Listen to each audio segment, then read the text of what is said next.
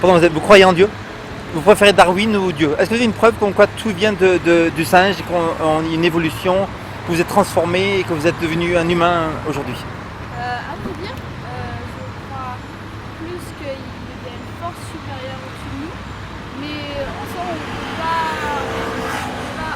peut pas dire que Darwin avait tort, parce qu'en soi, il a raison, mais avant le singe, il y a bien eu quelque chose, et le temps qu'on trouve quelque chose, je pense que c'est une force supérieure.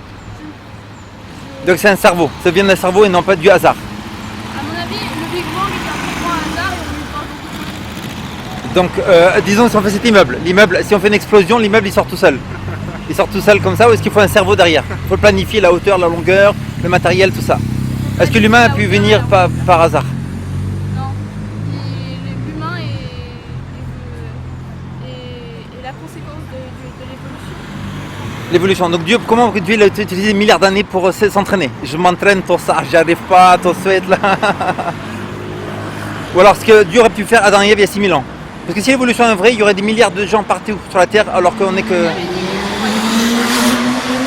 Ok, donc il y a un cerveau. Mais le cerveau, qui c'est que vous croyez que c'est? Il habite où? Est-ce possible qu'il a envoyé un livre sur la Terre, comme la Bible, pour chercher ce qui est la vérité?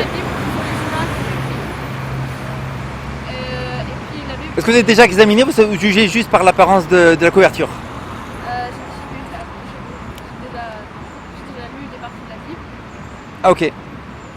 Si jamais c'est vrai, si la Bible dit que la fin du monde va arriver bientôt, qu'il faut se préparer, qu'il y a un paradis, il n'y a plus de mort, plus de souffrance, est-ce que ça vaut le coup d'étudier pour savoir ce qui va se passer? Moi, je pense que oui, ça vaut le coup, parce que c'est pas forcément parce que c'est écrit dans la Bible que c'est vrai. Je pense que la Bible, ce sont des choses, mais qu'il faut lire à travers, pas forcément. Il y a l'explicite et l'implicite. Et je pense que la Bible, c'est plus un livre avec l'histoire, mais que c'est l'implicite qui compte plus que l'explicite. Vous êtes dans quelle classe? Ok, vous avez déjà des philosophes? Tous les philosophes, vous étudiez les philosophes ou pas? Ça dépend, mais pas forcément, j'attends la terminale. Ah ok. Est-ce que l'opinion, donc vous parlez de l'opinion personnelle, est-ce que notre opinion a le pouvoir de... Par exemple, vous croyez, tout ça, le truc en France, il y a des gens en Afrique, dans des tribus, qui croient que s'ils te mangent ton cerveau, ils reçoivent de la force là. Donc eux, ils ont leur opinion, toi tu as l'opinion.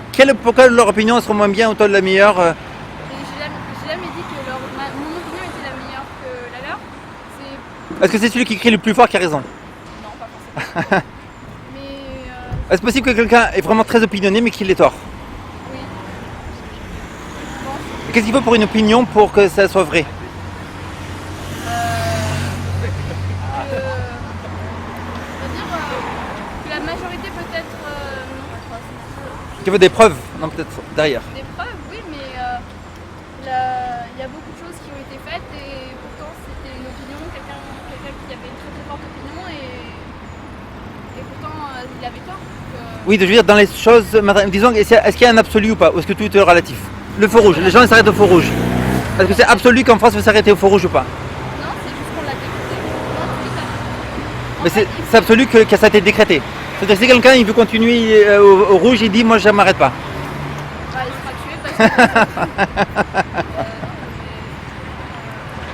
Il y a des absolus. Est-ce que la plupart des humains ont deux jambes? la plupart. Est-ce que la plupart des voitures ont quatre roues? Ben, ça c'est des absolus. Est-ce que c'est possible que tout l'univers vienne ou de Dieu ou du hasard?